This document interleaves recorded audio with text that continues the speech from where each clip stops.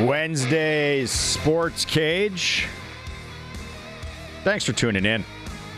Whether you're watching through our YouTube channel at sportscage.com, maybe you're listening on any of the audio streams out there, or of course, the meat and potatoes, 620 CKRM.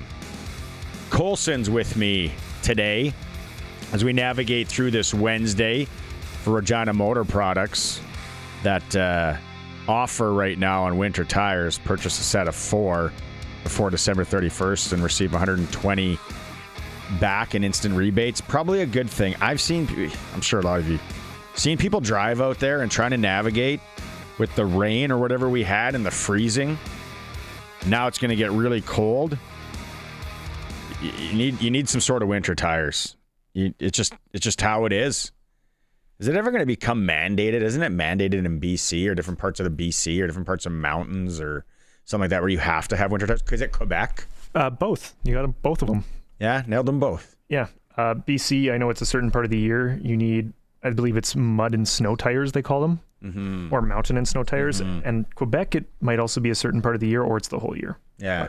Wow. That's interesting. I wonder if the Quebec, do we send them anything? Do we supplement? No. It's 3 hours for you today. You never know where we're going to go here. We have Luke Mullinder. We haven't talked to Luke since the Grey Cup. We have some questions for Luke.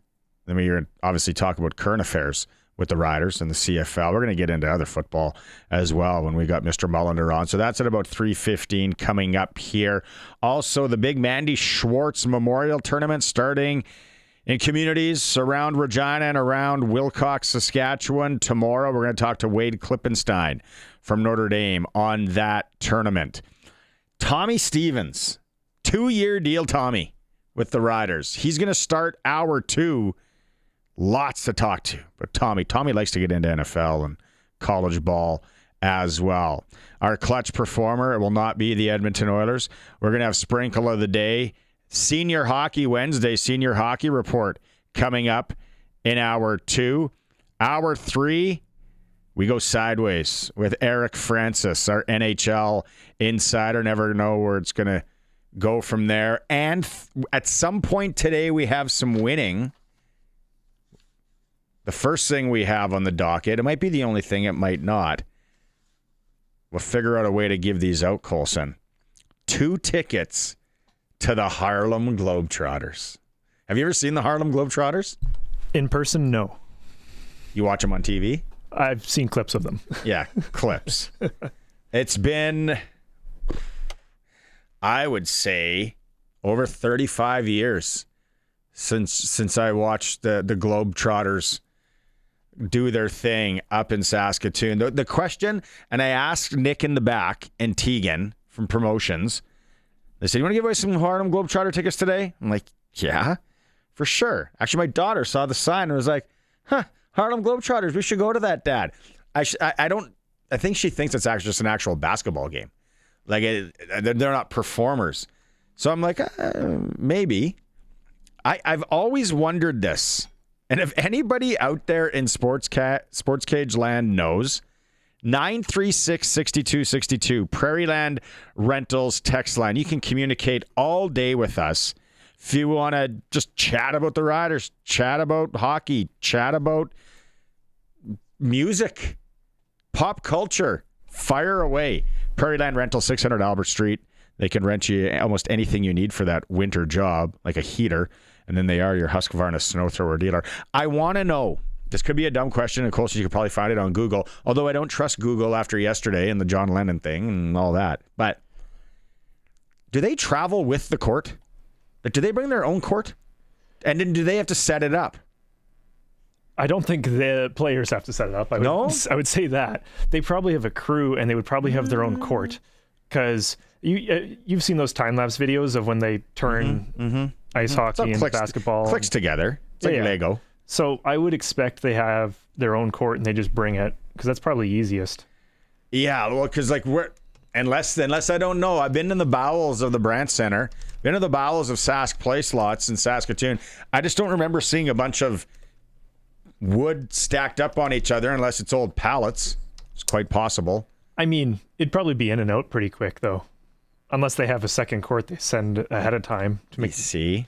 Which I don't know if that's that big of an operation, though, anymore. The Globetrotters. It's pretty quick and efficient how quickly they can move those trucks in and out. So they might get the players to click things together at some point. It's just always one thing that I've always been like, they travel with the court. Do they put it together themselves? You know, some guys, maybe the rookies, the younger guys on the team. And then there's some interesting stats I can get into later about the Globetrotters and how many games they've actually lost. We'll do that later when we give away the tickets. It's actually quite comical. Interesting. All of our guests are going to join us on the Western Pizza guest hotline. If you're looking for a last-minute gift idea, a stocking stuffer, maybe something for that gift exchange, Western Pizza gift card. Perfect. And then also if you're getting the potluck soiree going, maybe grab a wheel or anything from Western Pizza, take it to that Western Pizza guest hotline. We will have a number of guests today, like I said. The other thing, too, on the text line yesterday, I didn't get to some of these.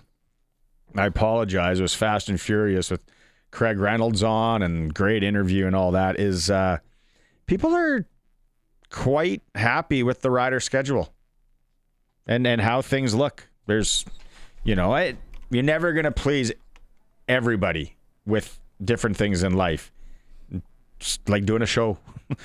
There's just some people that ain't going to like it. And some people are looking at the schedule and going, well, we should have done this. Or, well, we should. And I think that a lot of people off the hop would have liked the rematch with Montreal. Mm-hmm. It's not really a thing. I don't know when the last time the CFL did that. Is that a popular thing? I don't know, but I know for a fact they did it in 2010 because it was the rematch from 2009. It's a long time ago, bro. Yeah. I'm just saying I know for a fact because that was the SJ Green catch where his elbow just stayed in the end zone. I know that's when that happened. And I believe it also happened Winnipeg and Montreal. One of these last few years, they did a rematch to open the season. But when we had Craig on yesterday, I think he said this draft was out right before or right after the Grey Cup. Yeah, he did. He did that was an interesting nugget. Yeah, so it's like they're literally in the last weeks of the season getting this together. They don't know who's in the cup yet. So makes sense. That might be a really hard thing to do in the future if that's how quickly they're going to get the schedule out. Or are you just leaving the first week up to chance? I'm playing the odds. I like that. I think if I dug into it more and really wanted to, I could find something I don't like. I'm not going to say I don't like the back-to-backs with Montreal. It could end up being awesome, and then the Riders get to play there on Thanksgiving Monday, and Craig said that's a huge deal, and it's pretty cool. But I just think that was odd. Other than that, and I know for some people it's more days of the week, especially people that are traveling. And then you got to factor in seating. Just like later in the year, you got to factor in harvest. So, from my point of view, like a 5:00 Saturday game, if you're driving in from out of town, their data shows that's great. Now, Friday, 7 p.m., June 26th, Toronto's in town. Probably almost guaranteed good weather. Maybe it could be volatile weather. That's technically Toronto's home game, that one. Yeah, that's that one. I love that too. We're going to look back on this weird year and be like, and remember, someone that's doing the sports cage in 10, 15, 20 years from now, it'll be a trivia question from Pump Jacks Cathedral Trivia. It's like, when did the Toronto Argonauts play a home game in Regina? Then Hamilton, we see BC, Toronto, and Hamilton in the first month of the season. Then Edmonton, Ottawa, Toronto, Winnipeg. Obviously Labor Day, in Calgary, Montreal, Edmonton. So to me, it's the schedule. I think when we talk to Tommy Stevens in hour 2, that's where it's like, okay, what about the players? Mm-hmm. Like obviously, you'd look at rest, travel, Three Down Nation had that not happy. Calgary's not happy with the way their schedule plays out, or some people are bitching and complaining a bit out in Calgary.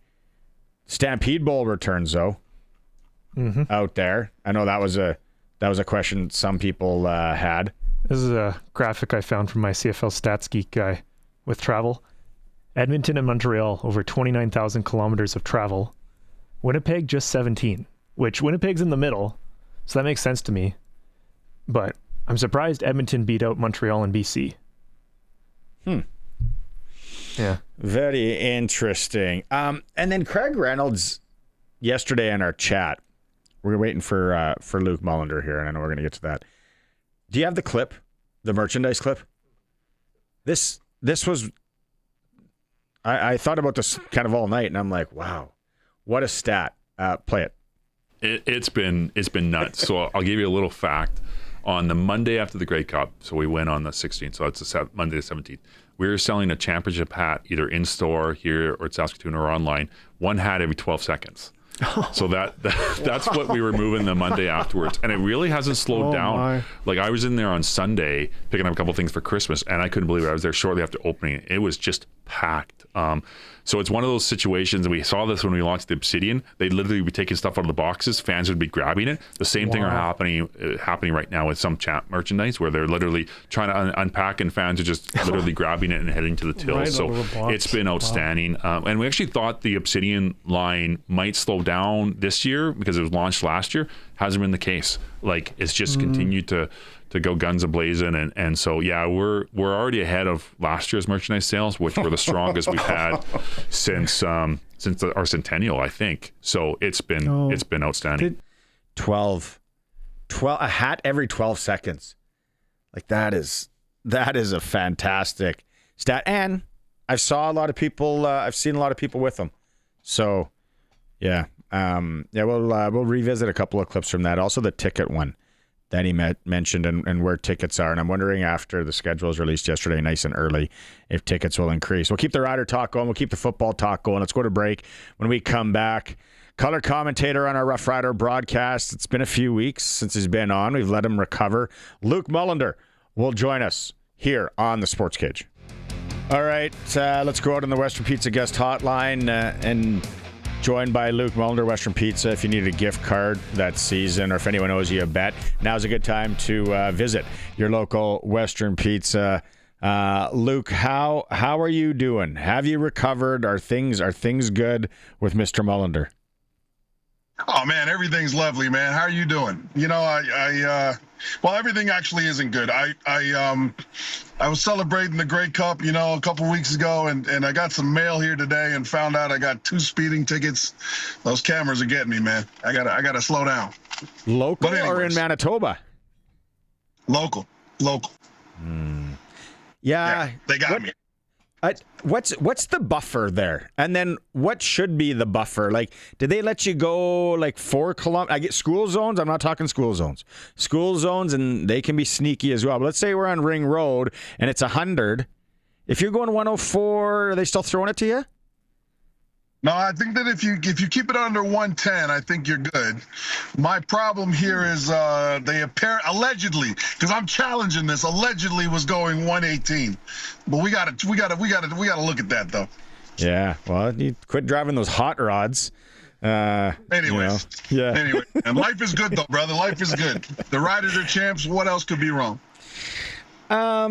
What stands out for you as a guy that's been there, but in the broadcast booth, and there's been some years, and we've been grinding, and then we go to Winnipeg, and we're finally there. We're finally back, and we're in Winnipeg Stadium, and it all comes together, and they win it. What's going to stand out for you, Luke? Is it part of the game? Is it during the game? Is it after? Maybe it's the party around after, you and Dave. What's going to stand out for you? I think what's going to stand out with me is how just elated those guys were. Obviously, I was privileged to sit and hang out on the field after and hang out in the locker room and go to the team party. But man, just seeing those guys celebrating with their teammates, with their families, it brought back obviously a lot of memories. And you don't win them all, right? Like you can play for 2 years, you can play for 20 years. Some guys never win one, some guys win a ton of them, right? And unfortunately, there's some things that you just don't control in this game. But to watch those guys celebrate as a team, it was awesome. I'm going to be honest with you. I don't have a lot of thoughts about the season that just passed. I've had one thought moving forward, though, as free agency started and they've started going through their free agent signings. Obviously, Barney, they probably got a lot of guys signed already. They'll just release it, periodically. But I'll tell you what, man, I got a feeling that this could be a run for the Riders. In 2007, we won. We went back to 2 Grey Cups after 9 and 10. Obviously, weren't successful there. I felt that the 2008 team was probably a little bit better than the 2017. Same with 2013. They won it after there. I got to see that because that was the first time I was retired and starting to sort of get acclimated with the media side. And the 2014, if Doubles doesn't get hurt in that season, they might mess around and win back-to-back cups there. This next year coming up, though, I really feel like they've got a good shot at going back-to-back. But more importantly, I feel like this Rider team, with the way Trevor Harris plays specifically and sort of the intent that they have on protecting the quarterback and the way their offense is rolled out, I could see them going on a little bit of a run. And that I think should excite a lot of people in Rider Nation. This isn't just a one and done deal, I don't think. I don't think they're going to be waiting for another 12 years in Rider Nation. Who would you be shocked if they don't come back? Well, who would I be shocked with? I'd be shocked if AJ Ouellette wasn't back. Geez, there's a lot of guys that I would be. Yeah, I mean, here's the thing.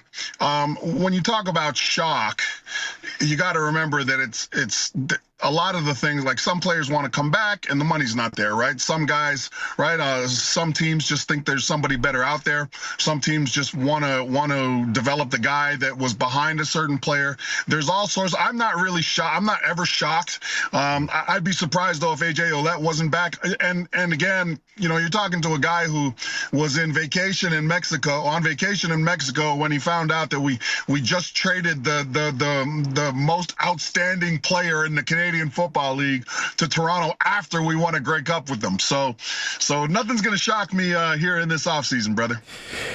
Harris contract, he's back in. Tommy Stevens, who we're going to have on the show, signs a 2-year deal. Where do you see Jake Maier? Where do you see Cone? What do you see there?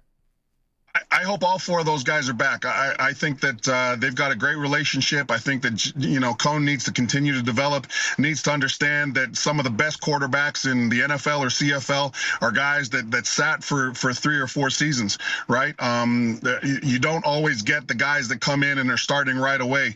Some of the best quarterbacks in this league have sat 3 or 4 seasons before they've gotten rolling. So it's all in what you make of the opportunity that you have in front of you. I think Maier was incredible when he was playing. He was exactly what the Riders needed. They needed a quarterback to spell Trevor Harris if he wasn't there for a couple games. And again, I think Trevor Harris played outstanding football. So if you get that entire room back, you've got Tim Tebow essentially in Florida with your short yardage situation there, man. Tommy Stevens is unreal, almost unstoppable in that situation. And I think that Rider Nation really got a feel for how important those downs are when we started rolling them consistently this year. So it was nice to see that. And then, I'm really hoping that they could bring all 4 of those guys back. So we have Hardrick, we have Alberto Wachi. Obviously, Hardrick was a big one, and some people are huge. Some people were thinking, AJ's the next. Maybe it's a receiver. All that. Do you have a gut feeling, and just going straight off gut, who the next? And like you talked about, some of these guys are probably already signing. They're going to stagger them out there. But do you have a gut feeling on who the next big name is to put ink to paper? No, actually, I don't. I have no clue. And the reason why I don't have a clue, though, is not – I just think that Jeremy O'Day has done a really good job bringing guys in, getting them set on the roster. But I think that there's a ton of questions that they have to answer. And they're all good questions, right? You got Tommy Neild, who came in and had an unbelievable season. What do you do with a guy like Kean Schaefer-Baker, for instance, who has proven that when he has the ball and when he's on the field, he's awesome, but has had a little bit of an injury concern over the past couple years, right? I think that they've got some decisions, and there's only so much money that can be spun around, right? And you also have to recognize that you're going to have some questions about your defensive side of the ball too. It's not just the offense that this team needs to be focused on. But my beliefs as far as being a couch GM like the rest of Rider Nation gets to be right now is you bring back your core guys and you bring back you just build in the trenches. And I think that the good thing about the trenches is that Jeremy O'Day has managed to find some great players. And so you're if you lose a couple to the NFL or other free agency, I think that you can trust in him to bring guys in on the line of scrimmage that are going to get the job done. And especially if Edwin Harrison continues his tenure here as offensive line coach, he's probably the most underrated coach in this whole league. A lot of people are obviously wondering about Samuel MLS. Phil Pott signs in Montreal. No getting paid there. Hatcher's getting paid out in BC. A lot are expecting Sam MLS will get paid here with the Riders. If that happens, do you think that affects the rest of the receivers like you mentioned, or are they going to try and work hard to bring them all back? Yeah, well, you always want, I mean, especially after you win a Grey Cup, right? You always want the entire team back. It's just not realistic. Every team's different from year to year. I think that if you look at Sam, he brings a toughness to the team as well.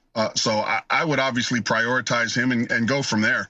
You got to remember, too, that as many free agents as the Riders have, other teams have equally as many free agents, right? So there's not going to be a ton of money to move around. But, again, the nice thing is we've drafted well here over the last few years. I think that there's some players here that they're really excited about that are a little bit younger. So you've got a good spread. You got some balance there to work with. But, again, I think that obviously, if there's a guy to prioritize in that whole room, it is MLS, and then you go from there.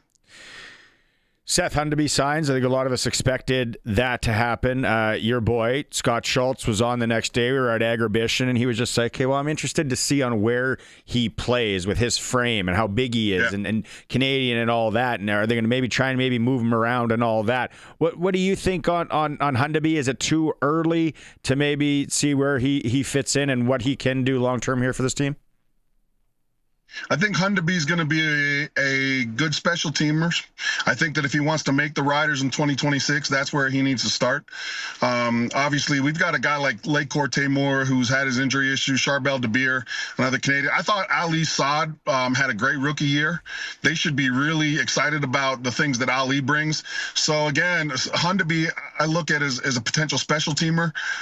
That's where, and that's not anything to shake you. Look at the contribution that Nick Weeb from the University of Saskatchewan gave us this year. He was fantastic, and he was a special teamer, right? So right now it's just where you get your opportunity. And I think Hundeby's got a chance to make the team. It'll probably be on special teams, but that's not to say that there's no roster spot for him on that defensive front.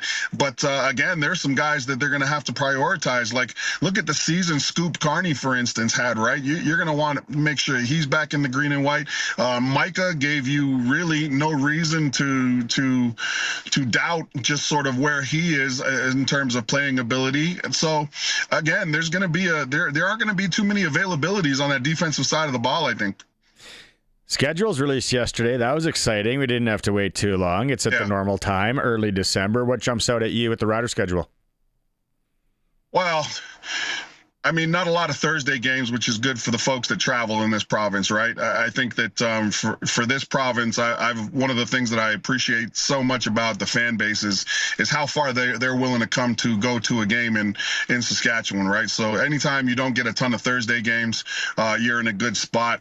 outside of that, I think that the biggest game is the first game, and the reason why that is because you get to raise another banner, and I say that lightly, man, because we haven't raised a ton of banners here in Rider Nation, right? So the fifth banner getting stuck up on the wall, that's a massive deal, man. And so, folks, hopefully the Riders can sell that game out, because really that puts a stamp on the year 2025 and marks the beginning of the journey in 2026, right? So I love the fact that they go to BC a couple times, selfishly, but outside of that, man, let's just go play some football, right? It's a control what you can control deal, and I think that the folks that, I saw a lot of moaning about the schedule, and I get it, right? Like, you want your team to have a great schedule. I thought last year's schedule was probably the best schedule possible for the Saskatchewan Roughriders, but again, folks got to realize, like, stadium availability, hotel availability, the people that are scheduling these things, they're not just sitting at home in their basement, picking from a hat, right? Like, they've got to go and they've got to actually see what the venue's like and what's available. So, TSN. There's a lot that goes into these. There's a lot to go there. Everybody wants their team to have the best schedule, no doubt, right? So you kind of slipped it there, because I wanted to ask you, what's your favorite road city as a broadcaster now? Is it Van City, Vancouver? You like going there? Nice, a couple nice spots to eat, or what's your favorite? Well, no, Vancouver, because I'm going to go golfing in Whistler either before or after the Riders go. So now we've got a good little, so you got either an August date or you've got a September date, and there's advantages to both. August, beautiful weather, but September, the guys that I'm going golfing with, they actually said, like, hey, we might want to consider that September date, because the crowds aren't as big, right? And the weather's just perfect for golf, apparently. So I got some big decisions to make, but honestly, my favorite road trip. Wow, that's a great question. I actually think it probably is. Wow, it's probably still Winnipeg. Yeah, it's definitely not. Well, Winnipeg I'm used to now, because obviously of my role with the Red Cross, right? And I'm not allowed. And the worst part is I can't say anything bad about Winnipeg anymore, right? I got right, and big shouts to Wade Miller there. He helped the Red Cross out a ton. So the last thing I'm gonna do is slander Winnipeg from this point on. But yeah, BC might be my favorite as a broadcaster, man. I love going there. There's always a good game, and seeing the boys on their broadcast crew, Moj and Caravada, that's always a treat. So it probably is BC. I was actually eyeballing that game in Montreal personally, and if that happens, you maybe take the sticks and we can play some golf in Montreal. There's some. I know a guy. I know a guy. Let me know. Yeah. Oh, dude, let me know. And we'll get Dave Thomas to bring his golf clubs. But I'll tell you, man, with the Riders winning the Grey Cup, I know that I was really there's one guy I was really happy for. It was Dave Thomas. I felt like he did such a good job, worked so hard. But more importantly, man, it was really nice you could tell how much he was just a fan of the moment, throughout the year. But more importantly, too, you could tell how much he was really taken back by the fact that we get to come along for the first time in my broadcasting career, for sure, and get to call a Grey Cup season. So it was pretty cool. I was happy for Dave. But yeah, he's a hard worker, man. So I don't think he's going to come with us schleps to golf on the road. Never know. Okay, Colson's actually been waiting to ask you a question here. So, Colson's. Damn it. Thanks, Luke. So we had Rob Vanstone on shortly after winning the Cup, and he talked about right after the Riders won, you basically picked him up in a bear hug and celebrating. Can you tell your side of this story? Yeah. Damn right, man. Look, I was happy for Vanstone, man. This guy is a legend in Saskatchewan, but more importantly, he's one of the most respected respected media members in the Canadian Football League, just across the league. And again, it's a Saskatchewan thing. I know how much it meant to him to be part of the team this year, man. So just so you know, so I had to very quickly, Dave and I were in the press box during the Grey Cup, and when the first play when Marcus Sayles intercepted the football, I celebrated. I was like, yeah! And I started getting pumped up. And then I realized that I was the only one in there. And I realized that even the guys from Saskatchewan were being professional at that point. And it was like you had to act a certain way in the press box and stuff. And I wasn't comfortable with it because I wasn't there as a broadcaster that day. I was there pulling for the green and white. So the nice part is what Vanstone's talking about is we went downstairs about 3 minutes before the game was over so you could go onto the field after the game. And I walked in the room and Vanstone was already there. And you could see, because this was at the time where Montreal was driving the ball. And you could see the concern on Vanstone's face, man. And then once Patterson fumbled it, I turned around immediately and looked at him, and then when the clock wound down, man, I couldn't help but give him a chest bump and a hug, man, because he was so relieved. And I remember he said, "Mullinder, you almost broke my shoulder," and I was like, "My bad. You're just gonna have to deal with it. That's how you celebrate when you're a champion, Vanstone, and you're a champion, you know." Oh, the big bear hug. I love it. Hey, there's a lot of talk about next year, maybe, hopefully, that we're gonna taste a little tailgate here. We're gonna get a chance to tailgate in Rider Nation. I wanted to ask you, as a guy that's played some good college football, I'm sure you traveled around. Where's your favorite tailgate that you've been to, Luke?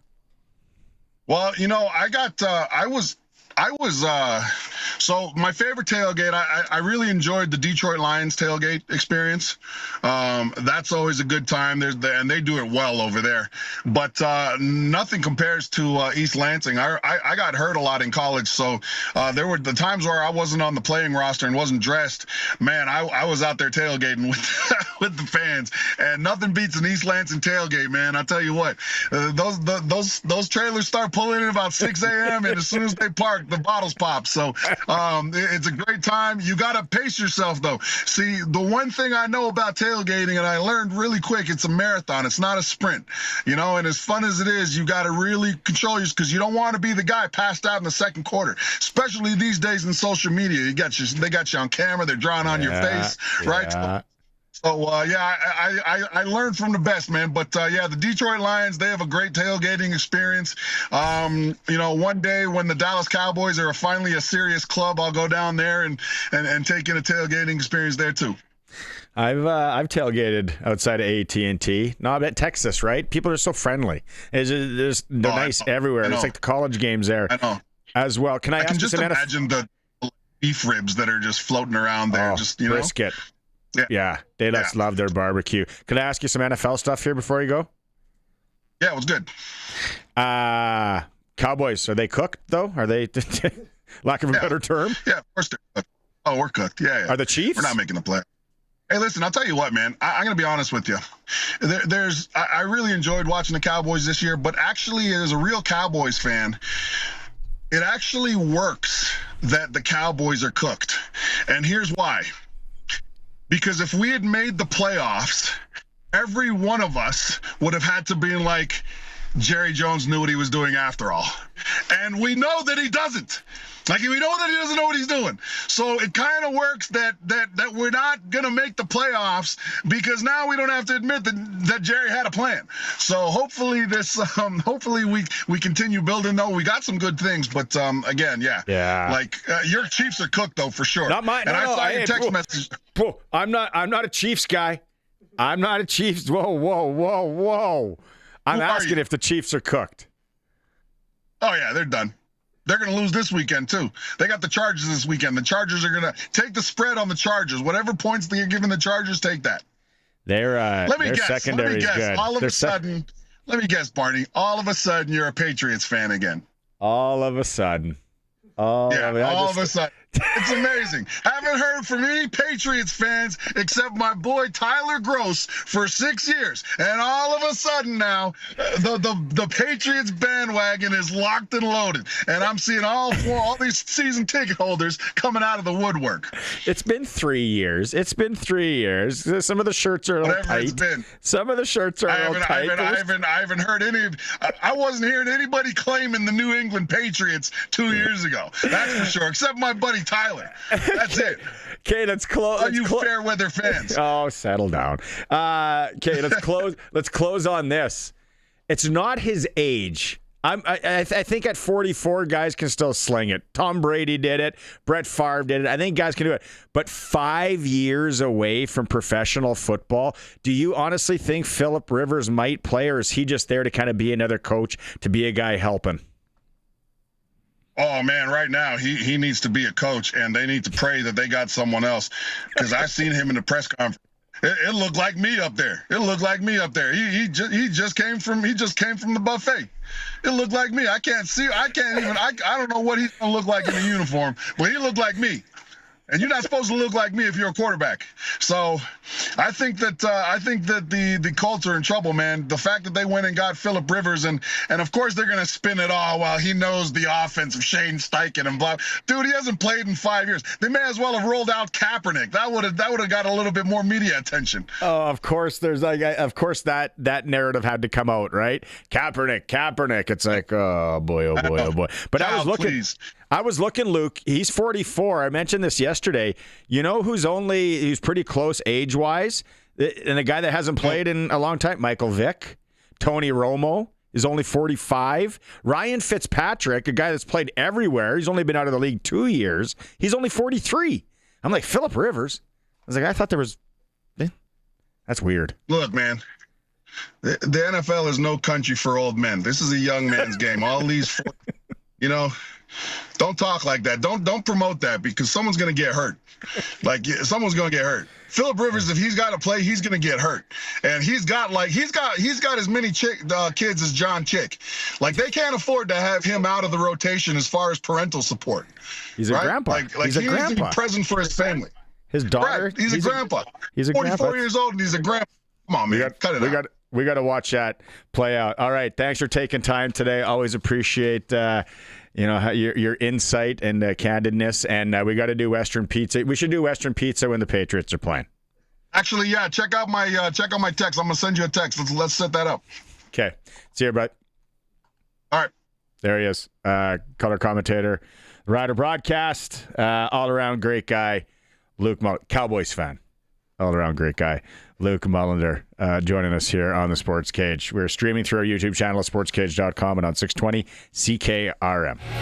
Welcome back to the show here on this Wednesday. It's for Regina Motor Products. You need winter tires, and now's a good time to buy a set of 4 before December 31st. Receive $120 in instant rebates. I wanted to go look up that Philip Rivers press conference that Luke's talking about now. I got to find it here because that sounds funny. There he is. He doesn't look that bad. Luke, I don't know, maybe focus in on a little bit more football talk coming up in hour 2 with Tommy Stevens. Let's go out on the Western Pizza guest hotline. If you need a stocking stuffer, gift exchange, maybe you're hosting something in the potluck, Western Pizza is your place. Joining us from Notre Dame, Wade Klippenstein. Big weekend, Wade, going on. Starts tomorrow, the Mandy Schwartz Memorial Tournament. Tell me about the changes this year to the tournament. Yeah, it's some exciting news with this event. We've added a U15 division. I think a lot of people know we added the U15 team this year that competes in the Saskatchewan U15 AA League. So we've expanded the tournament from 16 teams to 24 with the additional 8 teams on the U15 side, and we've also expanded into a third community. So the event will be in Wilcox, Avonlea, and Milestone. So lots of hockey in this area, and lots of teams from all over Western Canada are in Wilcox, Avonlea, and Milestone this weekend. Obviously, with what you guys are doing there in Notre Dame, and then just the expansion of the tournament, I see it having a daughter in the U13 division here. Female hockey's in a pretty good place. Yeah, I think it's captured the biggest growth in hockey anywhere in Canada for a long time, and I think the exposure the PWHL has now for going from 6 teams to 8 teams, and the success you see all over the media with that league is really, I think, excited that side of the game. But female hockey's been around in Saskatchewan for a long time. You hear of a female senior league now in Saskatchewan that's getting a lot of traction. So it's never been a better time to be a female hockey player. Here at Notre Dame, our programming is still underrepresented on the female side, so we're continuing to try to grow that. And adding this third team this year, and there's some talk of a 4th team next year. So it's time for us to catch up in that space. But again, it's a great time to be a female player, and a lot of opportunity ahead. The tournament itself, I was there last year watching some really, really good hockey on the U18 side. Like this is, I don't want to say the best of the best, but if you want to go watch some see where female hockey is at that level, because the scouts are in tow too, right? Like I saw last year, I remember just scouts from a lot of colleges there taking this all in. Yeah, it's a huge event in that space as well. We have already 20 universities or colleges committed to the event. Some big schools from the U.S. and Canada. So it's a great opportunity for exposure moving forward. Some post-secondary opportunities. I don't know if it's the biggest tournament. We say it is because we don't know of a one that's bigger. I'm sure someone can let me know if there is, but it's hard to get into this event, especially on the U18 AAA side. We probably field between 35 and 40 applicants, and we wait for the season to unfold, and we see what the top teams are, and that's the teams that get in. So it's a hard, competitive tournament. Sometimes the home team does really well, and sometimes they got their work cut out for them. And the latter might be the story this year, but we did not change the format. We have the absolute best teams that apply to this event, and if you're looking to see some high caliber hockey, this is a great place to be this weekend. Okay, maybe handicap it. I'm very curious now. Handicap it here on that U18 side. Who are some of the shooters that are coming in? Well, you know what? It's interesting. Like it's where the sports school teams get tested by the Saskatchewan teams, and it's a rare occasion this happens. And there's a lot of opinions out there on what's the top league in Western Canada, and a lot of top athletes in Saskatchewan choose to stay in Saskatchewan because the hockey is so good in this province. Mm-hmm. So there is some teams that could clash. Last year, we ended up with an all sports school league final. I don't anticipate that this year. Last year, Saha and Shawnigan Lake met in the final in a tremendous hockey game, but there's some good teams. The Saskatoon Stars, their team coming in with a lot of hype. Looking at some of the other teams, St. Albert, Slash, there's some great names too, by the way, but the Winnipeg Abros. So it's a really good field, and honestly, we spent a lot of time on this in our office, selecting the top teams to make this the best event we can. Schedule's available. I'm looking at it as well. You can navigate through the Notre Dame website, but Mandy Schwartz Memorial Tournament.com is where you'll find it. Last thing I want to talk to you talked about just female hockey in Saskatchewan, but I get to follow you and kind of check out what you're doing out there, and you're really waving the flag for Notre Dame. A lot of stuff in, I think it was Japan or in Asia, right? Where what's the hockey like there? Obviously, there's players, there's so many people, but just what can you tell us about hockey there, especially on the female side?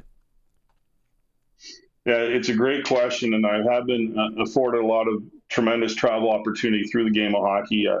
My NHL days, I went the other way. I went to Europe quite a bit, but in my time here at Notre Dame, I've been to Japan 4 times, South Korea, China, Thailand, all countries that have some good hockey players. Maybe not the volumes you see in North America, but on the female side, countries like Japan have a great female program, well established. Often get to the top pool in the Olympics and can compete maybe with the second half of the top pool. Mm. So there's a lot of opportunity. People are looking for boarding schools that have hockey, and in that part of the world, it's just not a thing. So when we go over there, they're excited about the opportunity, and we have more and more student athletes from Asia coming to Wilcox, Saskatchewan.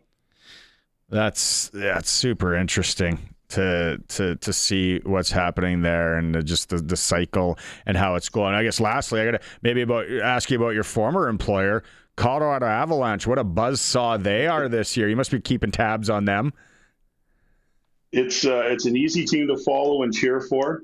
They've had a tremendous start to their season. They've been, knock on wood, very healthy so far. Mm. The biggest challenge, I think, for some of the top teams will be the Olympic Games if that ends up happening, and they could have as many as 6 guys in the Olympics in a very competitive event in the middle of their season. And as well as have they done, they're only 2 points ahead of Dallas.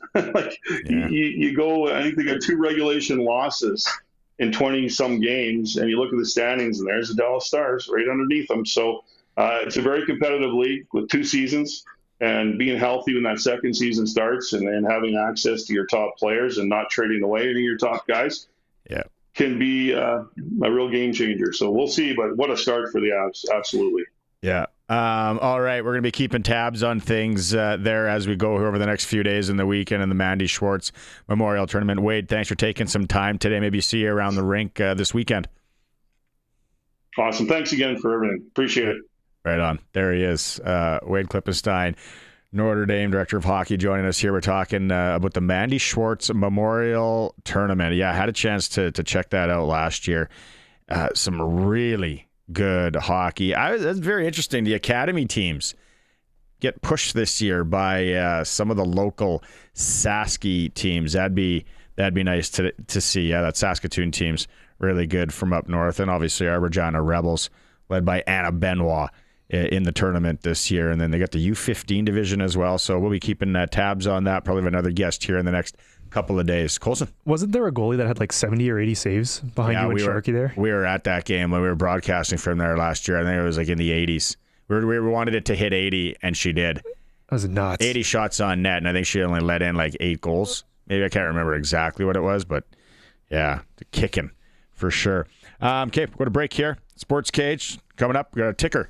620 CKRM. Rider signings today.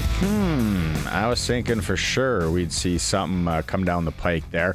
Local hockey, Swift Current Broncos are back at home taking on the Kelowna Rockets as they start their swing through the East, 7 p.m. in Swifty. Canada West at the World Junior A Challenge taking on the USA tonight. Trevor Blevins' squad looking for their first win before the playoffs. SJHL games canceled yesterday. Hopefully they're going today. Weyburn is in Nipawin. Prairie Junior Hockey League Pilot Buttes traveling into Martinsville. Nice facility there to take on the Chiefs. Male U18 AAA, also known as Midget AAA, Warman Wildcats are in town to take on the Regina Pat Canadians. Game time 7:30 at the Sixer. National Hockey League Canadian teams 1 in action. The Calgary Flames welcoming the Detroit Red Wings. We'll talk to Eric Francis in hour 3 about that win. SportsCage.com poll. How do you grade the 2025 Saskatchewan Roughriders schedule? You can please vote at SportsCage.com. Still a lot to get to on the show today. We got these Harlem Globetrotter tickets to give away at some point, Colson. At some point, we are going to give them away. Here's a little fact. So I was like the Washington Generals and the Simpsons joke about I thought they were due and all that. The Harlem Globetrotters' official all-time record is approximately 27,000 wins, 345 losses. Really? Noteworthy losses. 1971, January 5th, they lost to the New Jersey Reds, 100-99 in an overtime game. I thought they always just played the same buffoons from the other team, the Generals usually. 1995, I was alive. I don't remember this. September 12th, Kareem Abdul-Jabbar, all-star team, defeated the Globetrotters 91-85 in Vienna, Austria, snapping an 8,829 game winning streak. That's a streak. That's a streak. Right there. In 2000, they lost 72-68 to the Michigan State University Spartans college team. Look at that. No interesting facts about the Harlem Globetrotters. There have been 10 people named honorary members of the team, including 2 popes. Pope John Paul II and Pope Francis. John Paul II. Dirty in the paint. You get it done from outside as well. Big basketball guy. Yes, we got 2 tickets to give away. It's coming up January 6th at the Brandt Center. It's the 100th year tour. I'm still trying to find out if they put in the floor. Do some of the players, do the rookies do they travel with a floor? I don't think the Brandt Center, unless the Brandt Center rents it. Maybe Prairieland Rentals. Maybe Jeremy. Get some hardwood down. Get a game going. Hour 2 coming up. Tommy Stevens, 2-year deal. Tommy, our Saskatchewan Roughriders, is going to join us. Also, the senior hockey report, sprinkle of the day, and a whole lot more. Coming up in the cage in hour 2. Welcome back on Wednesday. Colson, riding with me. We're getting it done for Regina Motor Products. Get winter tires, please. You don't want to be sliding off the ring road and highways. It's nasty out there. Get them before December 31st. Like he said, receive 120 in instant rebates. Keeping the show going, we're going to hear from Tommy Stevens, our quarterback, the Riders, 2-year deal in moments. A little sprinkle of the day later. Senior hockey fans, a senior hockey report is coming up in this hour. This Phillip Rivers thing, and you don't have to be an Indianapolis Colts fan. You don't have to be an NFL fan. You just got to sit back and just like to watch interesting things. It like when they put a bunny in a cage with a python. You sit back and watch. Like, well, how's this happen? Or the dummies that fall into like at a zoo. They fall into the lion compound or something. It's like, okay, what's going on? Like, you just watch. Just sit back and watch. He's 44 years old. Now, that isn't that big of a deal to play football at 44. Lots of people have done it. Tom Brady, right? Brett Favre. He hasn't played in 5 years. We're talking to Luke Mullinder in hour one. Like, think about if you're...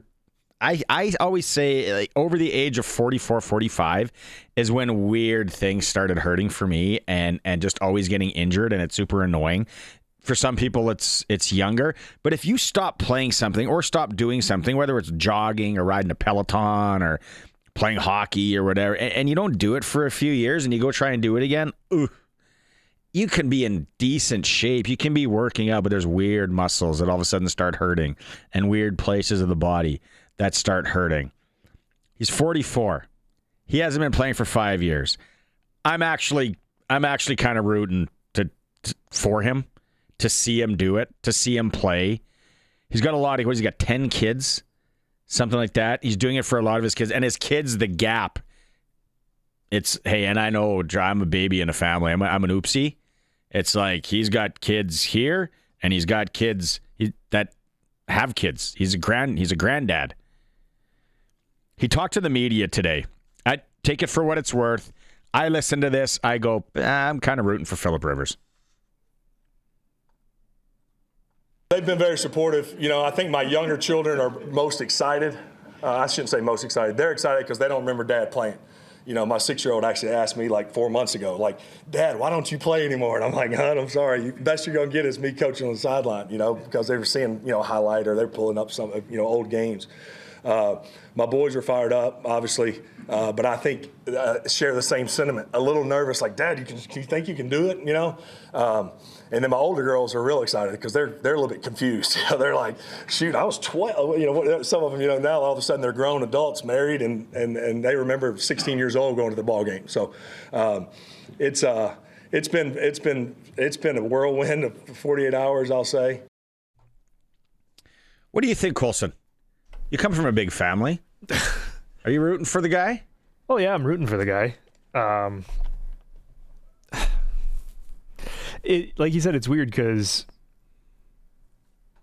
kids were young, now they're older, and they're like, oh, seeing Dad go out there and do it again, going to be a little nervous. The young kids are obviously really excited, but I'm rooting for him. I don't think he's, like Luke said, I don't think he's going to have much of a good shot out there. I'm hoping he's just more of a coach. Because, like, I'm 28 and I can sleep in the bed wrong and get up hurting. How many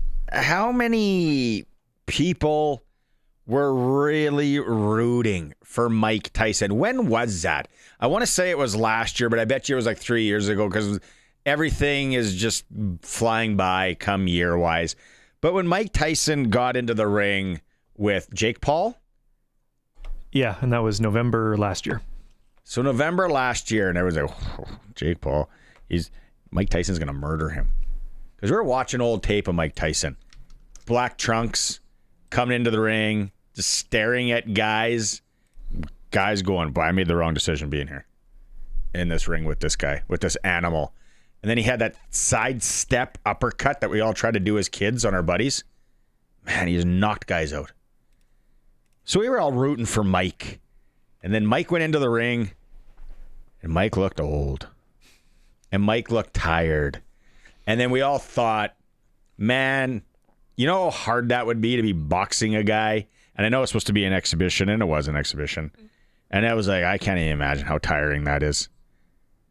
Like, so tiring. I go on the elliptical, and I feel like, what a feat that was. But we rooted for him. I'm rooting for Phillip Rivers. 5 years away, though. It's a long time. That's the thing. 5 years away. Hockey players, and a lot of guys, we'll talk to Eric Francis about this later. A lot of hockey players have played older, but I'm trying to think of guys that left and came back after a long time. Like even 3-4 years hockey players that were older. Like there's a guy like Jagger played 46 in the NHL. Chris Chelios still looks good. Tanning bed guy. He was 48. Zdeno Chara, 45. Everyone's going to go Gordie Howe. Played at 52. That's mind-boggling. Didn't he play a game in his 60s too? Just for fun? Yeah, like one game. I think it was like for an exhibition. Yeah. Some sort of or something. promo. But yeah, hockey, another thing. We'll talk to Eric Francis about it later. I don't know. Is anybody out there rooting? You were like me. Are you rooting for Phillip Rivers? Why not? Why not? Text messages, Prairie Land Rentals text line. Tom and David. They're just saying Luke is a monster. Season just ended and he's got us pumped for next year. That's right. It's what Luke does. Georgie Porgy's wondering if we could do the old sports cage out at the Pilot Butte Rodeo. I've never been to the Pilot Butte Rodeo. June 19th. CKRM leads the parade as media partner with Saturday's Family Fun Day Rodeo. That'd be fun. Hey, parade, Georgie. Maybe you have a few before. Make a donation to our travel budget. We'll see what we can do. Yeah, that's right. Budget. My son and I, this is Greg, my son and I were at the Cowboys game 18 years ago. This week they played the Eagles. The game wasn't great, but the tailgate and the many crazy Eagle fans were the best part of the trip. Bucket list for any football fan. Greg. Yeah, Greg. I've told this story about Eagle fans at Arizona tailgate once. I was like, they weren't good people. But the tailgate in Texas, oh man, so good. I think that could be one of my favorites. Foxborough, lots good. Oakland was weird. San Francisco, meh. Arizona, it's just always nice. San Diego used to be good. Yeah, San Diego was a ride. There's a lot of cool people down there. Just kind of just taking it all in. Where else? College ones are fun. Tuscaloosa, Alabama's got it. If you're a big tailgater, go and check that out. Report back. Dan in Regina seeing Rivers. He doesn't look that chiseled. If you missed the conversation with Luke figured that Phillip Rivers looked a lot like him. I'm not going to judge. We can all lose a few. I think Phillip's looking good. Roscoe saying Chris Chelios, the lumberjack. Chelios had a run. The stories that guy could really tell, I bet you. Chris Chelios. Here's how we're going to give away these Harlem Globetrotter tickets. This had an idea here. The Harlem Globetrotters. Now, do you know the answer to this, Colson? Their theme song. Do you know what their theme song is? I don't actually. Sweet Georgia Brown. Okay. That's it. I want to know, give me the Harlem Globetrotters theme song, wrong answers only. Wrong answers only. Harlem Globetrotters theme song. I kind of want to read them on the air too, so keep them a little bit above board. I think that's fun. It's coming up January 6th at the Brand Center. It's the 100-year tour of the Harlem Globetrotters. Harlem Globetrotters theme song, wrong answers only. Don't forget, their record is approximately 27,000, that's wins, and 345 losses. Yeah. Would have never thought they would have lost that many games. We got a text and a name on the YouTube saying Guy Lafleur took time off. Guy Lafleur. My bad. Guy. Whatever, the flower. Yeah, that was good. What did he come back with, the Nordiques? Or no, he came back with the Rangers. Yeah, the texter is saying took 3 full seasons off. Yeah, right? Yeah. I was like 80s, and Guy ripped darts like crazy, even up until he was here at the Memorial Cup. Rest in peace, Guy. Great guy. I remember met him. My wife's like, he smelled good. He had a good cologne, but he liked ripping the sticks for sure. Put up 45 points in 67 games in his return. That's name and cologne is also going with Guy Lafleur. All right. Okay, now everybody have fun with that. Win some Harlem Globetrotter tickets, even if you don't want the tickets. Let us know. Harlem Globetrotters theme song. Wrong answers only. Let's talk some football. Some Rider football and other football. Tommy Stevens. Okay, joining us on the Western Pizza Guest Hotline, like I said, Tommy Stevens, newly signed with the Riders. Okay, off just to start here, you were saying you're in Regina, like you didn't go home, like you're pot committed here to the 306. Yeah, they committed to me, so I had to, I guess, commit right back, huh? So I'm incredibly thankful. Thank you for that. I'm happy. Couldn't be happier to be back. It's going to get cold this weekend. What's the coldest that you've been around? Like, I know you're an Indianapolis guy and you've been around some cold weather in your time, but what's the coldest that you've been? Have you been to a minus 30-ish yet with some wind? Yeah, so I don't remember if it was wind or not, but 23 off season I stayed in Calgary. And I remember asking, some of my buddies, my girlfriend or family, all that. I asked, like, hey, like, how cold is it going to get out here? Like, I didn't know that this was a thing. I didn't know that it ever got more than negative 20 Fahrenheit. Like, I thought that was extreme, right? And so they're talking about like negative 40. And I'm like, man, like, to Siberia? It's like, I didn't know it got this cold. So that led me to my next question. I was like, hey, like, because I didn't have a winter coat. Just double up on hoodies. And so I'm like, hey, like, if I was stranded outside, hypothetically, like, how long would I have? I don't know, like 20, 30 minutes. 20 or 30 minutes? What do you mean? And then the beauty thing too, right? Like, anytime it's a lot of times it's the Rider guys that come up, or anybody that comes up, they go, why are those cars plugged in? What's going on with that? Have you plugged your car in Calgary or here yet? No, but also the same situation happened with me. Like, I was told, hey, why don't you just plug your car in? I'm like, it's not electric. Like, that's why I don't plug it in. Like, what do you mean? They're like, no, like, plug your car in, your battery's going to die. And I'm like, okay, well, I didn't know that was a thing. I guess I'll have to go buy like an adapter. Like, no, dude, you have one. You just have to like dig in there and find it. I was like, what? So yeah, this is all very confusing to me. I didn't know this was a thing. And you also got a winter coat. It's tied in there, tucked away. No, that's awesome. Yeah. Hey, let's talk about the deal.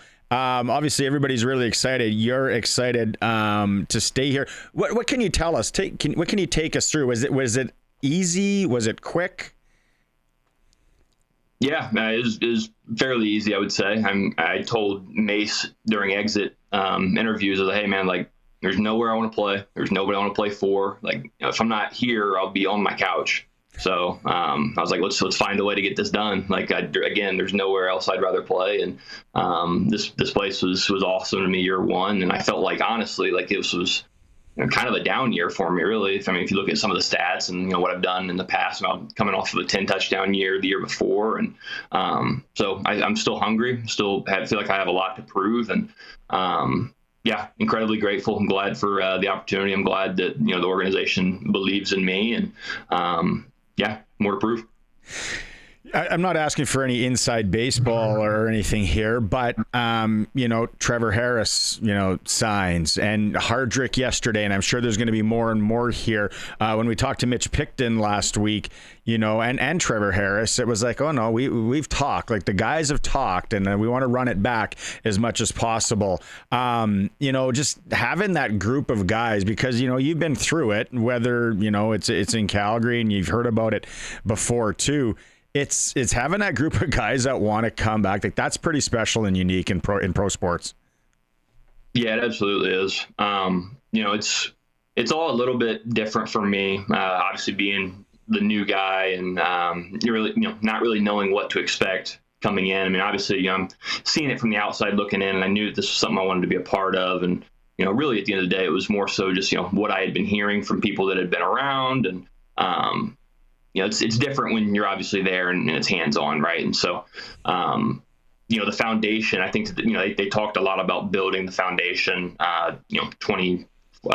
24 season, I wasn't here for, but that was pretty evident to me. And especially, I think that, really anybody in the league that would have played against the Riders, my first year was 22 in the league, and there was a different, bounce to the 24 team than the 22 and 23 team. And you could tell that. And so you knew that, the Riders were building something. And, it felt like, from my perspective, that they had the right guy leading the ship. And, truly being there in 25 and, just being a part of that group, being a part of the guys. And man, it was the most fun playing football I've ever had. And it's obviously easy to say that after the fact. And it's easy, when you're, winning and when you win the Grey Cup. And don't get me wrong, like that obviously has a huge part in it. But I'll never forget, being a guy that came from Calgary, which I don't have much bad to say about the place. I really enjoyed my time there. I'm thankful for, the memories that I made at that place. But, we lose to Calgary at home, and then we go to Calgary and we get beat there. And so like that was probably, if we had a low point in the season, that was like the lowest part of the season. And I remember looking across the sideline, and I remember, seeing them celebrate like, they had won the Grey Cup. And I never for a second did I think, man, like maybe I made the wrong decision. Like maybe I should have stayed. That never crossed my mind ever. I knew being with the Riders, and I knew being with Corey Mace, and I knew being with, all my teammates here. I knew that this was the perfect place for me. And, I loved what we were able to accomplish. I asked Trevor this, and I'm gonna ask you. Was a 2-year deal ever on the table or ever thought about? Or did you sign? For me or for Trev? For you, you signed 2. Like, was that always in play? Yes. Or was it going to be like, maybe let's go 1 by 1 here, or 2 was the way to go? I guess I didn't really think about it too much. It was more so like I wanted to, do whatever was best for us and put us in a good, situation. I knew there's obviously going to be a lot of money that has to go around here, and in order to, keep a lot of the group, right? And so I wanted to do whatever made sense for the organization, and they offered a 2-year deal. And again, like this is the only place that I want to play. So I'm like, yeah, absolutely, let's do it. That's so awesome, right? When it works like that. Let's go to the game. 2 TDs in the Grey Cup, tying a Rider record. Do you know who that record's tied with? I'm sure you heard about it a lot. Do you know the 2 guys? I don't know them personally now. I'm hoping, obviously, maybe. Do you know the names though? You have to remind me now. G-Roy Simon and Corey Schultz.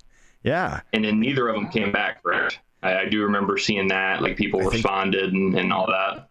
I think that's, G-Roy definitely. Yeah. He was later in his career. What, Tommy, when you go to that game and winning, and is it when the clock hits 0, or what's the moment that's kind of engraved in your mind right now of that whole experience, the game, after everything? Is there that one moment?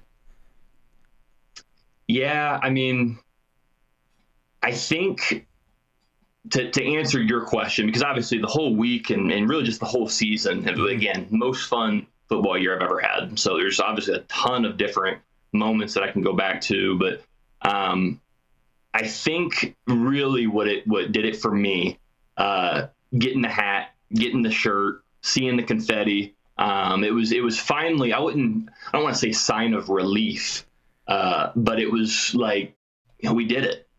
This is what we wanted. We've been working for so long. A lot of us have been working our whole lives to be a part of a championship team. This is the first time for me since, I don't know, 4th grade that, I finished my league as, the overall champion. Like, I've only finished, I think, 4 football seasons in my life with a win. So it's, it's hard, man. It's hard to ever truly be number one. And there was something special just about that moment with the guys that, welcomed me with open arms, and, they didn't have to be as good to me as that they've been. And really that's a testament to not only the teammates, but to the organization, to the fans. I mean, people have been outstanding to me. They've been very nice to me and my family. And, yeah, man, it's, again, this is the best place for me. The days after the Grey Cup, and I'm sure, cliche a little bit, it's going to be big in Saskatchewan, it's only the 5th one and all that, but that parade and what went on at the legislature, and I know you guys as a team, you guys were pedal down for like a week, which that's awesome, right? You got to get after it. But were you prepared for what that was going to be like, the few days after, and just Rider Nation and how they showed up? Mind you, the weather was really nice out too, but like that legislature celebration was off the charts. Yeah, again, it was more so just I had an idea of what it would be like, and I'd felt the overall, I don't necessarily know the support. Yes. Passion. I'd felt the passion from, just Rider Nation all year. And, I was able to get a sense of what this really meant to, not just the city of Regina, but the entire province. And so, for a guy that, didn't grow up in Regina or, grow up in Saskatchewan or really know a whole lot about the place until I got here, I had an idea of what it would be like, and I had, maybe my sense of it just from the season, but it was above and beyond even my expectations, man. It was truly such a unique opportunity, unique situation. And I guess what I've been comparing it to for, the people that have asked me is it's similar to a college football in the States as any place I've been since I left Penn State, honestly. I mean, this place was kind of, people will say it's kind of culty there, and, obviously a huge fan base and passion. And the Rider logo means a ton to people, and it makes me proud to represent. Schedule was released yesterday. You look at it, and maybe you got a preview of it. You guys got the bye week in week 1. Does anything jump out as a player? Looking forward to anything when it comes out? It's more so just, I'd say excited to learn what it's going to be. Not necessarily looking for anything. I mean, if anything, I guess for me, I was just looking at things that, maybe haven't happened in my career so far. So, for example, we're going to play Toronto twice at home because of, what's going on, I believe, with the World Cup. I think that's the reason why. Yeah. So like that'll be a little bit different. The week 1 bye, not really ideal from what I've heard, and but I really liked what Coach O'Shea from Winnipeg said, because they had the week 1 bye last week, and I'm sure people from Saskatchewan won't love me talking about the the Bombers on this, but I really enjoyed what he said. Like I pay attention to a lot of people's press conferences and just listen to what other people around. I'm a football guy, right? So I like hearing what other football guys have to talk about. And he said something along the lines of, "There's no perfect schedule ever. Like the schedule is the schedule. It is what it is, right?" And so I was like, it's a unique way of looking at it. And, I've got a lot of respect for Coach O'Shea. I've never spoke with him. I've never talked to him. I have no relationship whatsoever. But, from the stories that I've heard from, former teammates that I've had in the past that have, played for him, seems like he's a pretty passionate guy about football. And, yeah. Do you look at it too, like rest days? Okay, we're going to have this gap here. We got this rest here, the body as a player. Do you look at that? Yeah, that's probably, I guess, the most thing. Like I remember looking at the schedule last year, and I was like, man, like our bye weeks are perfectly spaced out. Like I can't remember exactly how it was, but it was like 6 games, 7 games, whatever it was, right? And so it was pretty good. But yeah, I mean, it's going to be, I guess, a challenge for us because truly, it's kind of like we're getting 2 bye weeks now instead of 3 if we're getting the week 1 bye, but. It's just another opportunity for us, man. Like it's going to cause us to, detail our preparation and work hard and not let that be a problem for us. So we got you, we got Harris, Hardrick, Awachi announced yesterday. Do you think it maybe a little Rider Nation? Should we expect just signing after signing after signing here for a bit? Can you give us any kind of inside info on that? Maybe not names. I wish I had it. I'm kind of sitting back waiting to hear, just like everybody else is. Okay. I was was pulling into the grocery store yesterday when I found out that Yosh was returning. I'm pumped. I'm sitting in the truck. I'm like, yeah, let's go. So now I'm no different than anybody else. I kind of just sit back and wait to see what happens. Okay, I got to ask you about some current events now. Football guy to football guy here. I'm really interested to hear this.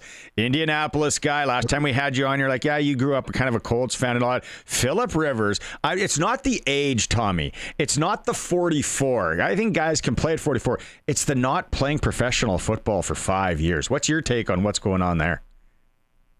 I'm interested to see what happens. I don't think, like, I've seen there's a lot of negative feedback, I guess, that I've seen just from like fans, like, oh, why are we doing this? Like, this guy hasn't played in forever. Like, whatever, da. I don't think bringing in a future Hall of Famer is ever a bad idea, right? Like, even if it doesn't work out playing wise, like, why not bring that guy to the room? Why not have him just give a little bit of knowledge just to anybody that can hear it? It doesn't even have to be the quarterback, just anybody in the organization that can learn from a guy like Phillip Rivers. Absolutely. Like, I think that we should be open and welcoming him with open arms. And so I know Trevor has a relationship with Phillip Rivers. He's talked to him many times, done some events with him, and he's had nothing but good things to say about him. I've never met Phillip Rivers, but from the people that I do know that know him, everybody loves him, and so he seems like an outstanding human. Kind of like the Tyson versus Paul fight, right? We want to see it happen now. We want to see him play a little bit, right? As much as I hate to say it, I think Phil will look better than what Mike Tyson looked like on that night, and I loved watching Tyson fight, and from the little bits that I remember, I was obviously growing up when his prime, and I'm probably too young to remember his prime, but I went back and I've watched. I enjoy watching the UFC, the boxing stuff. So, whatever it is, there's something about watching a sport that I know that I'd be no good at. Like, I would not be a good UFC fighter. I would not be a good boxer. I would not be a good hockey player. At least right now, I can't skate. I've never skated before. So I wish I would have grew up in a place like this, because I love hockey. I think it's awesome, but I just know that I would not be any good if they threw me out on the ice right now. I think there's a group of you, though, that kind of want to skate. Coach Mace talked about it last year. I think you guys just need to go out and start, getting used to it. Picton and Lawther, those guys can skate, and Lawther skates very well, so maybe they can get the boys out, give them some lessons. Kay, I want to get your take on the college football playoff. Oh, man. How much time you got?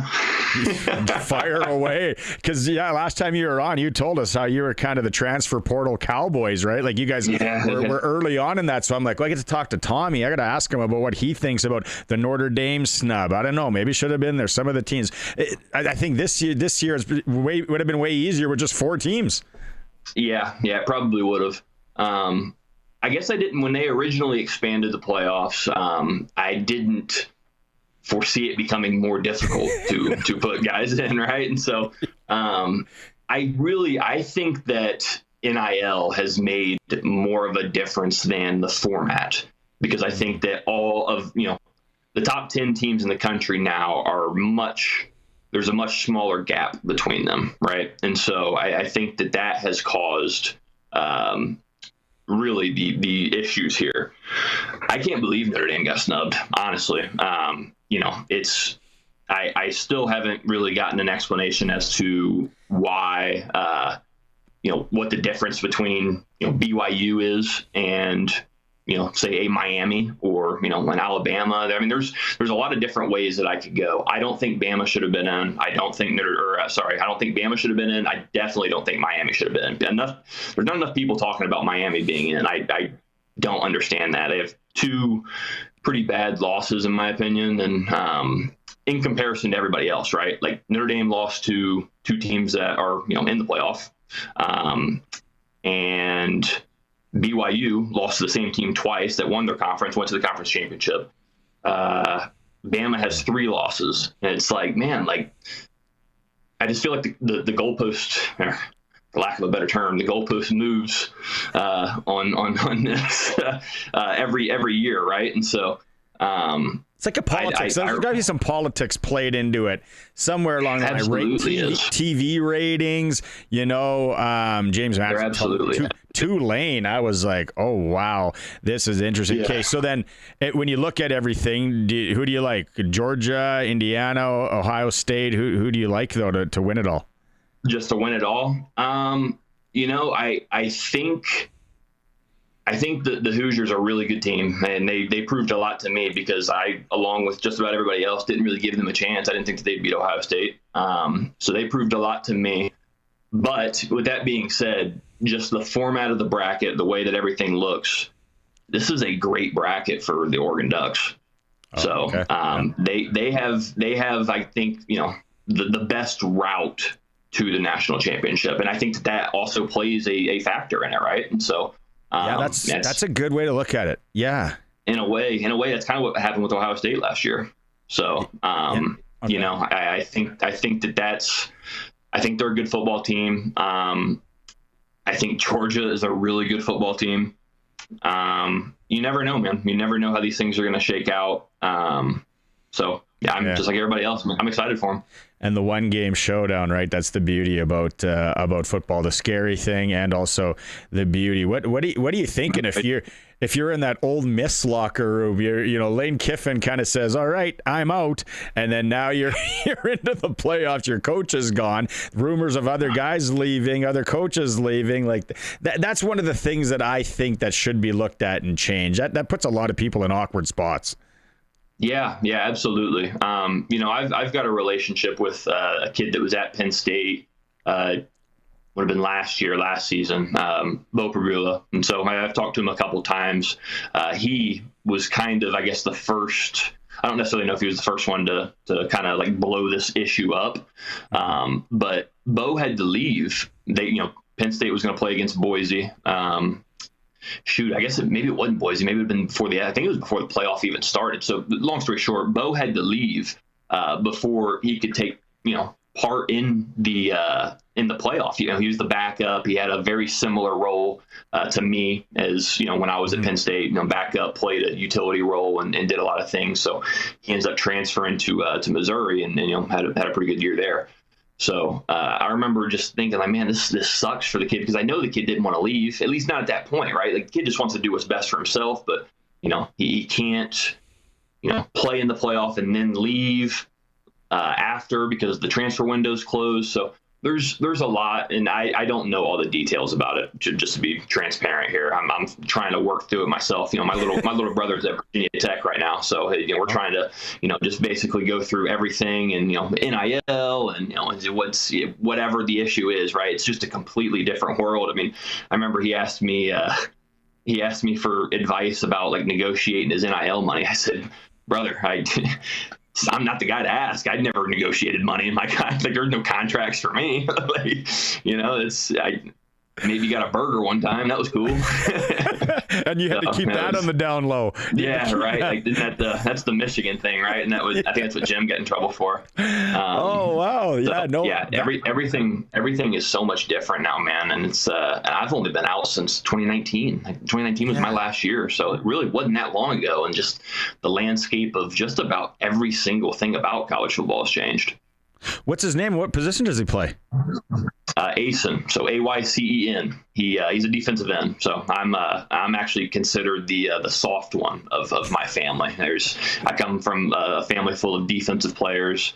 My uncle played offensive and defensive line, small college. My dad played defensive line, and then I actually had an uncle that was probably I'd say Division I caliber player, and before senior year gets hit in like a jamboree game, ruptures his spleen, and so he's built more similar to me. And so he goes to University of Indianapolis, plays there, gets moved to tight end, which ends up happening to me in my career. So so me and my Uncle Clint are kind of the outcasts of the heavy hitters of defense and headbanging and not knowing football, in my opinion. You guys aren't as smart as us. That'd be some rowdy Thanksgiving games, man, with that with that family. In closing, I want to ask you, you kind of maybe, I guess, slighted yourself a bit, saying it wasn't touchdown-wise the year you wanted. You had 5 tutties this past season compared to the year before. But that stat, and I'm looking at it here, you needed total of 41 yards on 36 plays. You gained 107. You needed 41 yards. You gained 107. So that's 2.5 times distance required to move the change. Like that. That's something, you know, that jumps out at the page. It doesn't matter the touchdowns. So when you train and get ready for next season, like, do you know, changing things up a little bit? Is there a goal set already, or you'll wait for that maybe to the spring? Yeah, I mean, I don't want to change a ton about what I've been doing. I mean, obviously, I unfortunately had the injury late in the year this year, and you know, kind of just one of those things that I wouldn't relate to training, right? I mean, there's a fracture in my leg, knee, so I don't know if I'm supposed to talk about that, but whatever. So I don't think that it was anything directly related to, you know, again, my training, and unfortunate, but I felt like I had taken, you know, much better care of my body as far as the things that I was eating. And, you know, just all overall process. I did more this year, I feel like, I've done in years past. And so, got to keep building, obviously. Like, I'm going to try to do more again in 26 and just continue to try to prepare to just give myself the best opportunity for success. I mean, at the end of the day, I think I've said this a couple times now, through, you know, whatever it was, media, and, you know, interviews, whatnot. Like, my overall goal is just to always influence the game in a positive way. And so I guess when I, you know, talked about, maybe not always about touchdowns, I mean, I think that we had way more explosive offense than I've been a part of in years past. And so a lot of guys, there's a lot of, I don't want to say mouths to feed, but a lot of opportunities for guys to score touchdowns. And we had a lot of guys that, you know, just didn't get tackled at the one. So we, you know, maybe that had something to do with it. But the things that stand out to me, you know, we get stopped against BC week, whatever that was, 3, 4, or whenever that was on second down, have to kick a field goal in that play. I think about fumbling against Montreal at home. I think about getting stopped by Edmonton at the 1. Like, those are the plays that stand out to me. So there was one too many of those plays for, you know, me to be comfortable with. And so those are the things that, you know, I got to make sure that don't ever happen, just because, I mean, that's you know, if that's my role, and I got to make sure that these things are taken care of. So it was a good year. Don't get me wrong. I think that we took things serious, and I was very happy with our overall approach to it, and, you know, for the most part, our execution with it, but we've got area to grow. Yeah, well, and you got that fire, right? I love it. I think it's cool. Man, anytime you want to talk ball, you get bored in this cold Saskatchewan winter, you let us know here. We can talk ball all day long. Do you have a pick? Do you have a pick of who's going to win the Super Bowl, though? Because if there was ever a year, man, I have no idea. Yeah, I don't know if this is a popular opinion, and I've got no favoritism towards it in any way. I think the Seattle Seahawks are the most dangerous team in football right now. They're doing good things over there, pretty quietly too. A lot of people aren't really talking about them. So, like Houston. Also like Houston also doing a lot of good things. So they're more so getting healthy, I think, at the right time too. Like they kind of spent a little bit of the front half of the year, and a lot of, like, really the end of last year, they were kind of banged up too, if I remember right. And so, you know, they're both teams trending at the right time. So yeah, I like both of those teams, but I'm more a Bills guy than anything. I think I enjoy watching the Bills. The guy that I was, you know, at Penn State, Joe Brady, the offensive coordinator, was with us at Penn State, so, you know, support him. I love the way Josh Allen plays. Man, I think that's probably very believable. I think, guy does good stuff. So yeah, and you'll catch me right. And I got college teammates that are there too, so easy to root for. Yeah, they take on my Pats again this weekend, so it'll be a measuring stick for both. Measuring stick for both teams there. Yeah, man. Anytime you want to talk ball, this is a lot of fun. There he is, ladies and gentlemen. 2 more years of him in the green and white. Tommy Stevens joining us here at Quick Break. We'll be right back with more of the Cage. Okay, so clutch performer. I don't know, Colson, if you have one. Sorry, Oiler fans. Sorry. If you're watching the stream, we're going to last night's overtime goal from Alex Tuck. Alex Tuck and Darlene. Here's Tuck in front, scores! Sabres in overtime, salvage it in Edmonton, and they take 2 points from the Oilers. Hey, at least you got a point out of it. And was Evan Bouchard getting roasted by Oiler fans yesterday? I'm in a chat group, bunch of guys. One's an Oiler fan. He he wants to go and pack and get Bouchard out of town himself. So, Alex Tuck, clutch performer for Nick Service in Emerald Park, your local Massey Ferguson, Challenger, Rogator, Gleaner, and Fent dealer. We're asking people for our Harlem Globetrotters giveaway. They're coming to the Brandt Center January 6th on the hardwood. 100-year tour, the 100th year tour. We were asking, what's the Harlem Globetrotters theme song? Wrong answers only. Dan in Regina says, still haven't found it. I'm looking for. Gerald says, Born in the USA. Tiptoe through the tulips. Captain and I are still laughing over that. That's good. Tiptoe through the tulips. Dress for Success, Roxette. They know that I'm a big Roxette fan. There's still more to come to coming up. Prairie Land Rentals text line. Let's talk some senior hockey. Time now for the Saskatchewan Senior Hockey Reports on the SportsCage. Brought to you by Warren Steinley, MP for Regina Louvain, always on Saskatchewan's side. And Croft Electric. 28 years of trusted, reliable home, farm, and commercial service for all electrical needs. CroftElectric.com and all socials. Side of the ice, McLeod carries it in.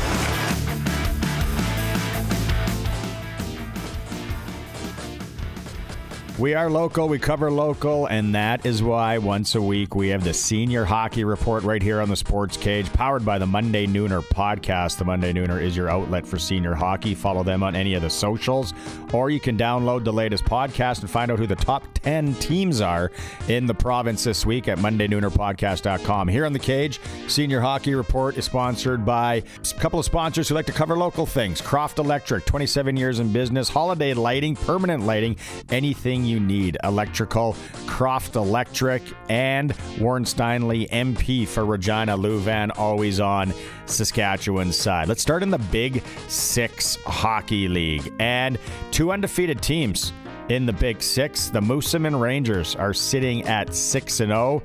The Redvers Rockets are 5-0. They don't play this weekend, but two undefeated teams. The league leader, Bud Holloway, the ageless one. Bud Holloway leading in points. Carter Sawchuk is right behind him. A couple of games this weekend to point out. The Red Devils, Carnduff, maybe struggling a little bit out of the gate this year. Maybe they're turning it around. They got a test. They're taking on the undefeated Moosomin Rangers coming up Friday, 8 p.m. at the Mike Schwain Arena, where I heard the bar upstairs is unbelievable. Great word. Wawota Flyers and the Oil Kings in Kipling, 8 p.m. Saturday in Kipling. And then one more for you. The team that's winless on the season, the Mydale Mustangs, against the undefeated Moosomin Rangers. Again, at the Mike Schwain Saturday. It is 8 p.m. Make miracles happen. Mydale, let's go. Let's find a way. So that's a little Big Six Hockey League this weekend. Sask East Hockey League, I should say. North standings, it's the Theodore Buffaloes. Atop at 4-1 in the South. Langenburg sitting at 6-1. Langenburg is in action this weekend. They are hosting the Russell Rams, 8 o'clock Saturday at the Langenburg Remax Arena. Esterhazy is in Priestville, Rokenville in Churchbridge. Friday night, don't sleep on this one. Esterhazy, who's 5-2 on the season, against the Kenora Cobras. 3-2 are the Cobras. 3-2-1. Sorry. So that should be a good Tilly tonight at Cheech's house in Kenora. Go to that one if you're in the area. 8:30 puck drop. The ever popular 8:30 puck drop in Kenora tonight. So that's a little, there's some games coming up this weekend in the Sask East Hockey League. Shout out scoring leader wise, Dakota McIntosh from Cote. 9 games played, 32 points. He's running amok. Carter Cockburn, Bruce's boy, he sits second with 24 points. So a little Sask East for you. Not a Q Hockey League. The La Flèche Flyers have lost a game in regulation. The La Flèche Flyers are mortal. They lost last weekend to some of you probably could have guessed this one, to the Assiniboia Rebels. So Assiniboia sitting with a mark of 6-2. LaFlèche still leads the league though, 6-1-1, and then Milestone, the newcomers to the league, are 6-1, 12 points there. As for games coming up this weekend, LaFlèche Community Center, Friday night, 8 p.m., going to be a gooder. Milestone in town to take on the league leaders.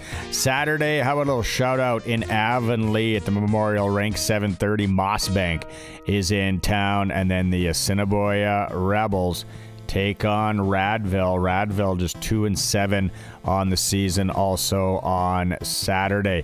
As for leaders in the league of the Notikewin League, Zach Evans, he leads 24 points on the season for the Assiniboia Rebels. So Zach leads, and then also shout out in second place, Travis Merritt, right behind, 1 point, teammate from Assiniboia with 23 points. There's a little love for the Notikewin Hockey League. Let's do a quick stop at the Prairie Men's Hockey League, one of the newer leagues in the province. Just they added a team this year, so good to see they're growing. QPAR still leads there, 4-0 on the season. Indian Head is 4-1. Game of the week, it is Indian Head and QPAR, the top two teams. Trying to knock off the leaders are the Indian Head Chiefs. So that one goes down 8 p.m. in QPAR Friday night.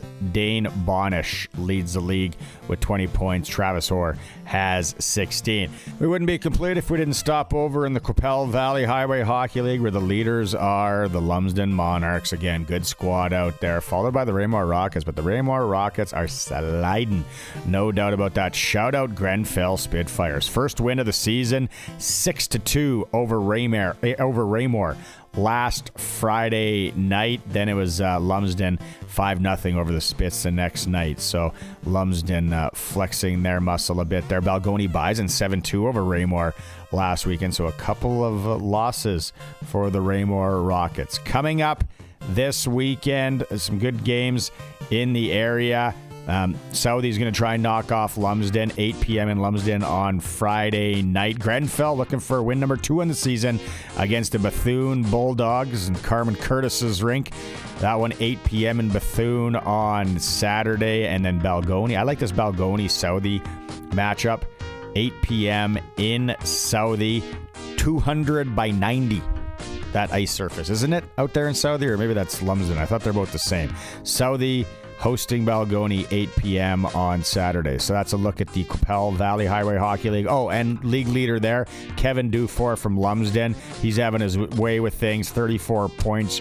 Jordan Haywood from Lumsden is second with 24 points. Braden Holtby, shout out in net for Lumsden. He's kicking there, 1.33 goals against average. That's your senior hockey report for this week, brought to you by Croft Electric and Warren Steinley, MP for Regina Louvain. It's powered by the Monday Nooner Podcast. You want to listen to anything when it comes to senior hockey, the Monday Nooner Podcast should be your stop. You can find out who the top 10 teams in the province this week, and you can find them on all the socials. We'll be back. It is the Sports Cage. We are the home of local sports. We're streaming through our YouTube channel at sportscage.com and always on the mighty 620 CKRM. All right, quick one because we got hockey in the area tonight. Pat Canadians are home to the Warman Wildcats, 7:30 at C6. Western Hockey League down the road in Swift Current. The Broncos are back, and they're hosting the Kelowna Rockets, 7 p.m. start there. SJHL, Weyburn is in Nipawin. The Canada West at the World Junior A Challenge. They take on the USA tonight, looking for their first win. Trevor Blevins' crew. Prairie Junior Hockey League, Pilot Butte is in Martinsville. National Hockey League, one Canadian team in action. It is the Calgary Flames taking on Detroit, 7:30. SportsCage.com poll. How do you grade the 2026 Saskatchewan Roughriders schedule? You can vote at sportscage.com. Pat Canadian's game is canceled or postponed. Just got a text message in. Thanks for that. All right. It's for Extreme Hockey and Sport. Get in and check out the deals at Extreme Hockey and Sport. The 12 days Christmas giveaways are starting, coming up until the 24th. Gift cards, mystery minis, Yeti packages, custom Bauer sticks, TS hockey packs, so much more given away, and the deals are flying out the door. Home of the price match guarantee, extreme hockey and sport. Hour 3's coming up. Eric Francis will be in. It's a Sports Cage on CKRM. One more hour of the show. If you missed any of it so far, you can always go back and listen to it in podcast form or watch it on our YouTube podcast. Colson gets all that buttoned up. Thanks for making time here today. Like I said, 1 hour left. We're giving away 2 tickets to the Harlem Globetrotters. Tuesday, January 6th at the Brandt Center. It's the 100-year tour. We're asking people to text in on the Prairie Land Rentals text line. What's the theme song of the Harlem Globetrotters? Wrong answers only. We know what it is. We want wrong answers. Like Kurt that said, Beck, loser. We had, like I said, Dan had still haven't found what I'm looking for. One More Time from Ray. That's a George Michael tune. Every Breath You Take from The Police, says Shelley. Take On Me. That's a great tune, by the way. By Aha. That's what Phil thought. So, yeah, wrong answers only if you want to go to the Globetrotters on the 6th. Western Pizza guest hotline. Humming along here as Western Pizza is your stop. If you got that gift exchange, stocking stuffer, get a gift card. And then the potlucks, pick up something from Western Pizza. Let's go out on the Western Pizza guest hotline and talk to Eric Francis. Now for Inside the NHL with Eric Francis on the Sports Cage. Inside the NHL is brought to you by Sports Select. Getting in on more of the sports action you want is as easy as playing at sportselect.com. Simply make your picks online, generate your QR code, and lock in your bet at your local Lotto Spot retailer. A lot of people are texting in the right answer of the song. We want wrong answers of the Harlem Globetrotters theme song. You ever seen the Harlem Globetrotters, Eric? Yeah, I saw them as a kid at Maple Leaf Gardens many, many years ago when they were in their day, their prime. There was a mystique around them, a magical, you know, the confetti in the water bucket trick. I mean, genius. You can't, how do you come up with that? It's genius. Only those guys could do that. Yeah, I've seen them. I love them. Absolutely.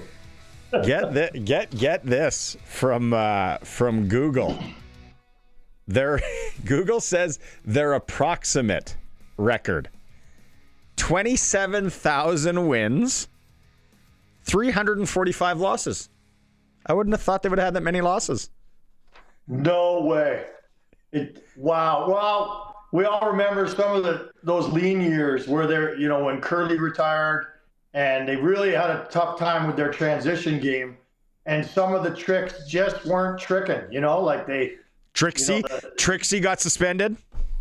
There was that incident, yeah, of course. There are so many different things happen, and Meadowlark Lemon, he just lost his touch there. He went cold for about 4 years, and it was really tough on their record for sure. That's why you got to put in the work. Like, you have to put in the work, even if you're the Harlem Globetrotters. If you're doing Flames hockey tonight, can you maybe give some love to the Sports Cage and the Harlem Globetrotters record? See if anyone can guess that. But the Flames are in action, and like, all joking aside here, Flames are on a heater. Yeah, and nobody in Calgary's happy about it. It's funny. It's you know, I wrote a whole column on the fact they're 3 points out right now. They're closer to a playoff spot than they are last place. That's the first time this year they've been closer to playoffs than last place. And, you know, people in this city are already starting to bemoan the fact that they're on that road again to the mushy middle. I mean, nobody travels that road more than the Calgary Flames, and that's clearly where they're going to end up, right in the mushy middle, just outside the playoffs. They're 3 points out of a playoff spot, but I have to clarify. They've played way more games than everybody else, and there's 6 teams between them and that final playoff spot. That's how it's pretty close. Like, look, I know there's still 50 games to go, but there's a tremendous amount of parity in the league, and you got to say something for that. That's pretty cool. People in the YouTube chat are absolutely loving Eric Francis. Must watch twice a week. Eric Francis. Love Eric Francis. Francis. I was listening to your coworkers on the Fan this morning because it came out the most punchable face in the NHL, and is it Cousins? Nick Cousins? Yeah. And then they're like asking people who's got the most punchable face, and I was surprised how many people said Eric Francis. I felt angry. Like I wanted to drive to Calgary and just go shoulder to shoulder with you, make sure you're okay.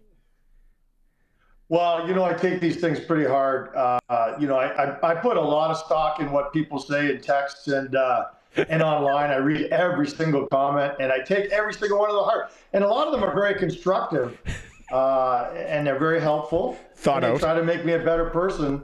And I thank everyone for taking the time to do that, because there's no chance I've ever read any of their comments. I can tell you that right now. Maybe that's why everyone wants to punch me, because I've never read or responded to a comment in my life. It's just all the Vancouver people. Speaking of that, I know some Vancouver Canuck fans, and they are just in shambles. Like, I know you don't want to slag on that organization because of the hate mail and everything, but and there's no way out of this. Like, there's no real light at the end of this tunnel. At least if you're an Oiler fan, you have the best player in the world and another guy who's pretty good. But for the Canucks, it's like, you know what makes it worse? And look, I don't think there's anything that Canucks management can do about it, but like, they've remained silent through all this, right? Which I think you have to do. You got to go into lockdown mode and basically weather the storm and act the way you're going to act if you're going to make trades or whatever. But there are a million. Someone came up to me playing hockey this morning, and they're like, "Hey, I can't believe they're going to trade Quinn Hughes and grab all they wanted are players that are going to help them win now, as opposed to kind of reloading." And I'm like, "Well, where'd you hear that?" And they said, "Well, that's what I heard." So again, the magic of social media and all the ridiculousness of it all. Everybody's got a different take on what they should do, but more to the point, everyone's got a different take on what they've heard they're going to do, and that doesn't help their situation. That just turns it into more of a storm. That's for sure. What about Edmonton? Like, Evan Bouchard's getting he's the whipping boy of the week. Yeah. Well, they love their whipping boys in Edmonton. They've had all sorts of guys over the years that just take a beating. Bouchard's been for the last couple of years now. Skinner's an all-timer. He's on the list all the time. But yeah, Bouchard really, with every giveaway, it just gets worse. And he really is. Look, he's way more talented than a lot of people outside the market want to give him credit for. Some of his point totals and records in the playoffs are like hard to fathom, but he is a liability as a player, generally speaking. He's way too high risk, too high reward to me to be even considered for the Olympics. Where one, right? Like, thank you. Like, where one goal could be the difference in the whole tournament. You could have a guy out there where every shift he goes out there, you're going, please, please, please, don't do it. Don't do it. Don't do it. That doesn't belong at the Olympics, in my opinion. We've played with those guys. You probably played with a guy like that today. We've been that guy on the ice that people are like, please don't, please don't, please don't. I call it, I'm a liability. Don't put me out there. I'm a liability. We're trying to hold a lead. What are you doing? That's just crazy talk. Detroit's in town tonight, and I think you got a chance to see them live already this year. Didn't you go on a swing through Detroit? I might be wrong, but what are you interested to see from Detroit? Because they're a pretty sneaky good hockey team. In their last 10, they've kind of cooled here, but they've won 2 in a row. Yeah, I love the way you say it, sneaky good. Like, this is a team that, it seems to me this year's that year they finally break through and make that playoffs. Like, I know we've said that for 8 years in a row, but I do feel like they're the team that's going to emerge out of that 3 between Ottawa, Detroit, and Buffalo. Every year they always say, one of them's due. It won't be Buffalo, I can tell you that. We just saw them on Monday night. That is for sure.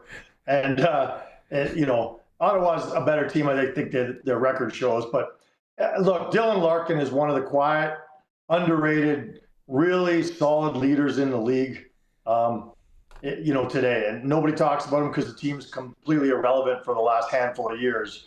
But him and DeBrincat and Kane, and like they've got a lot of firepower, and they've got a lot of good young solid defensemen too. And this year their goaltending's been pretty solid between the two of them. So, you know, they're on the up and up. They're not a threat to anybody in the playoffs, but I like the way they're heading. I want to play this clip because I woke up yesterday morning and I was having my coffee and prepping my show yesterday, and I saw this and I was like, again, you better not be talking about my Eric like that. I was getting angry, but actually so many Buffalo fans sided with you. Here's what you had to say on TV the other day. You guys have been the poster boy for why you can't tear something down. That debate's been going on in this city for the last, couple of years now, and the point is always towards the Buffalo Sabres. You want to tear something down to the studs? Be careful, because you could end up being the Buffalo Sabres, and for 20 years, you're the worst team in hockey or thereabouts. So that's part of the ongoing argument, and we're seeing it firsthand tonight. This team's give a crap meter is almost shut off. They've got some talent. They've got some good pieces. So even though you go out and win a draft pick, like a Tage Thompson is a great player, but without the team effort and the culture that's getting built, it means nothing. Yeah, Dahlin and Thompson both scoring here, and we'll see what happens in the third period, because we still have a third to go and they're down 2. That's professionalism. That's the work you do right there. But Buffalo fans were agreeing with you. Is that right? I hadn't seen a reaction. Like, I didn't know that was a thing. So no, I'm dead serious. I didn't know. Like, yeah, they were. Usually fans get pretty defensive, but I would get it if Buffalo fans. You know, I mean, they've been in the deep woods for a long time. And look, you know, it's a management issue, I think, in that city. They just can't seem to get the right management team together to make a difference. And look, Tage Thompson's getting completely wasted there. That guy's a top 20 player in the National Hockey League, completely on an island by himself there. Yeah, interesting to hear that they sided with me. So you're saying that when I go for wings next time I'm in Buffalo, this punchable face might not get caved in? Yeah, and Buffalo's not a trip that I would spend my hard-earned money to join you on. We're going to save that for Florida. So you're on your own. You're on your own for that one. Be careful. There's a group of guys in Calgary that go every year on a boys trip. There's like 12 of them. They're all dentists. They're good dudes. And I hook up with them in almost every city when they go. And the first time I met them was in Buffalo. We were doing a Buffalo-Detroit run. And I said, guys, like, I'm all for boys trips, but that's the worst boys trip I've ever heard in my life. Detroit, Buffalo. And then they explained to me that they're trying to get to every city in the league. And if that's the case, then yeah, obviously a lot of years you're going to have to take a bullet and go to places like that. But actually that rink in Detroit is it's the best in the league. It's the best in the league. So that part's worth it, and the surrounding area is actually cleaned up a lot. It's pretty cool. But I can't sit here and say something nice about Buffalo. Sorry. Dr. Tim Watley and his dentist buddies doing some boys trips. Let's talk a little World Juniors. Zane Parekh. I talked to Al Miller, general manager of the World Junior team, yesterday on the show, and I just said, you know, there's those guys like Zane who a lot of people thought should have made it last year, didn't. And now he's got that fire, along with the guys that got embarrassed last year that are coming back, and he agreed. What are you expecting from Zane? Have you talked to him about it at all? Yeah, I spoke to him about it. Obviously, in his words, he wants to basically kickstart his season. Like, he hasn't really started his season. You know, the experiment with the Flames did not work. He, 1 point in 11 games, I think he had, something like that. It's just defensively, he really struggled. Offensively, he wasn't able to make his mark. He's just looking for a clean slate. He's hoping that this is going to give him his mojo back. I'm a little worried about him because he hasn't really played meaningful hockey in a while. He's been injured for the last month, basically, with an upper body injury. He's been cleared 100% on that. He skated today without his non-contact jersey. But, just jumping into the fray, like, it's not like you're going back to play game 45 in Saginaw. You're going into the Christmas tournament where all the best of the best at his age are going to be playing, and they're all going to be playing the hardest, fastest, best hockey of their lives. And so for him to jump in midstream, like, I'm really interested to see how he handles it, because he hasn't been able to handle it at the NHL level. And I know it's a drop down, but I'm just not. It's just not a walk in the park to just go, while I've been in the NHL, I'm going to go back to junior and dominate. I don't think it's that easy. And I hope it is for him, but I caution people that it's probably not going to be that easy. Same with Misa. It's gonna be an interesting watch, and then obviously a lot of people are like the players they left off, and the ones that still could get added. Obviously, it's Saski here. A lot of us are hoping that Berkeley Catton figures out his injury, and then Seattle lets him go. But we'll wait and see. This, and not that we're gonna get into NFL and football talk, but Philip Rivers, at the age of 44, is on the practice roster. He might actually play NFL football. Now, it's not a big deal of, his age. It's that 5 years away from one of the most physical, fast, and demanding sports on the planet, the NFL. And then I started looking at hockey players, and it's hard to decipher guys that went away. Lots of guys, Guy Lafleur, when he came back. A lot of guys have played when they're older. Chelios, Yager, obviously, Chara. But to leave a game and come back, have you anything come to mind there? Is it Guy Lafleur?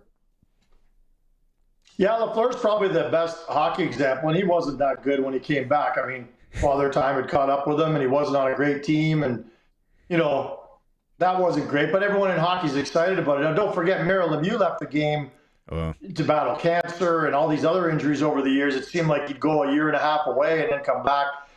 That didn't affect him at all. He was still one of the greatest players of all time, no matter what. So good. But, you and I spoke just the other day about Carter Hart. Like, he's been out of hockey for 2 years. Mm-hmm. And I didn't think that it would be just as easy for him to jump right back in as he has. I think all 3 of his appearances have gone into extra time. He's 2-0-1. He's played really, really admirably for a guy who's missed 2 years. So, now again, goaltending is different than a forward or a defenseman, but I don't know. It's the Philip Rivers experiment. Hands up all those who think it's going to be a success. Come on. Ridiculous. I equated it to watching Mike Tyson fight last year, and it's like, yeah, you want to see it. And Coulson rolled his eyes. I said, or when they dropped the bunny in the cage with the python, like, you're going to watch it, but it's like, how's this all going to go down? Yeah, it'll be interesting. Are you going to the Dome tonight then? Head to the Dome tonight. I'm actually going to head there pretty soon here. Here's what I wanted to bring up. Don Hewitt was with me yesterday, and he's another guy. He's like, I love talking to that Eric. Man, I wish I was here. And he said his son went to a game. Who was the last game? Was it Minnesota? No, Buffalo. No, Buffalo.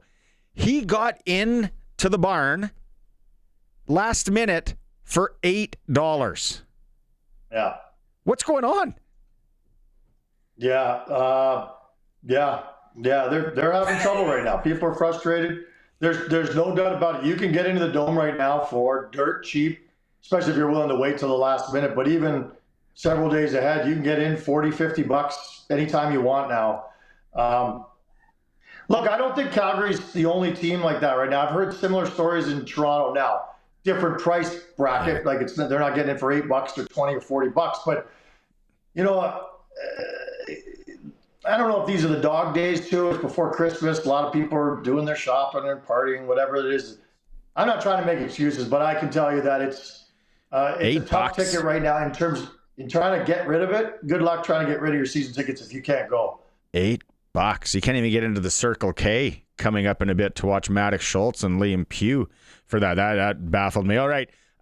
Get to talk again on Friday. We got Last Mountain Distillery in again on Friday, so I might have a few tip me backs. If you know what adult bevies. Yeah, and just another note, if you're on the TV today, Ant Atkinson, leading point getter for the Globetrotters all time. Meadowlark Lemon played 16,000 games for the Globetrotters, and Mushy Middle retired early.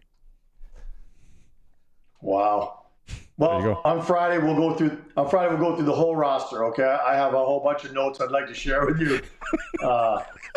It's a great story about how they kind of came apart and lost 300 and something games. Look, that's amazing to me, and that's another example of how the internet's not always 100% accurate, because I thought that they had under 200 losses. I was sure of it. My Google, you say over 300. My Google's been off check. though, so yeah, check what they got in Berta for Google. Mine might be a little wonky here. All right, buddy, have fun tonight. We'll talk to you Friday. See you, bud. Cheers. Yeah, that's our NHL insider, Eric Francis. It's for Sports Select. Simply make your picks online now. Generate your QR code. Lock in your bet at your local Lotto Spot retailer. Every bet is 100% legal, must be 18 plus, and play responsibly. Hey, we're going to come back with Sprinkle of the Day for Sports Select here on the Sports Cage. I think there are a lot of games being postponed again because of the roads, so fire away if you got anything you want us to mention. Pat Canadians Warman game postponed at the Sixer tonight. We do know there will be NHL hockey in Calgary.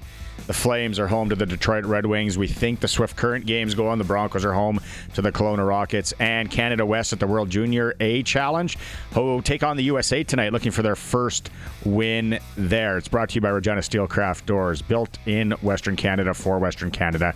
Regina Steelcraft Doors. You need a garage door, they got it for you.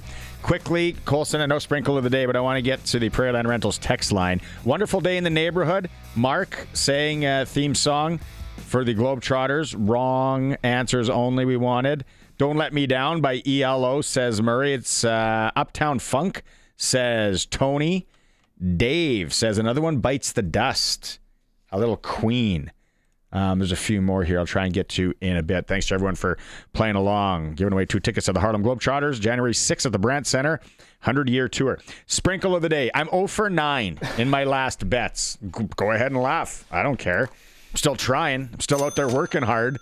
And tonight, I will sprinkle down sportselect.com, and you can play it on its own because it has the S beside it, so that means single game. Detroit at Calgary, both 220. Calgary's a minus a 0.5 dog. Should we just go with the tie? So we've lost 9 in a row. If we lose 10 and we regroup tomorrow, who cares? I'm picking the tie. This game's going into overtime in a shootout. 370 it pays. If you want to hit the over-under, it's sitting at 6. You don't have to. You can do it from your phone. You can do it from your computer, phone preferably. Then you take it to the Lotto Spot retailer. They scan the QR code, and there you go nowadays. That's how it's done with Sports Select. If you don't want to fill out the ticket, don't forget about the futures. You can get futures on anything from soccer to hockey to baseball to cricket. It's all on there. SportsSelect.com. Must be 18 plus to play, and play responsibly. If you missed it, you got one. I was just going to say. You laugh at me? Go ahead. I was just going to say, haven't all of your misses been ties that you've picked? Yeah, I'm doubling down, tripling down. Just checking. Quadding down. Just keep rolling. And yesterday we had yesterday's news with your Google being wrong about John Lennon. Yeah. I found another one today for yesterday's news. Yesterday, 60 years ago, the debut of Charlie Brown's Christmas. Yes. Fitting time of year. Yes, I don't think I've ever. I probably saw it as a kid, but yeah, I don't remember that. All right. If you missed it in hour 1, we had him back on the show. It's always fun to talk to our man, Luke Mullinder. We'll go back out, play that again for you coming up on the Sports Cage, streaming through our YouTube channel at sportscage.com and on 620 CKRM.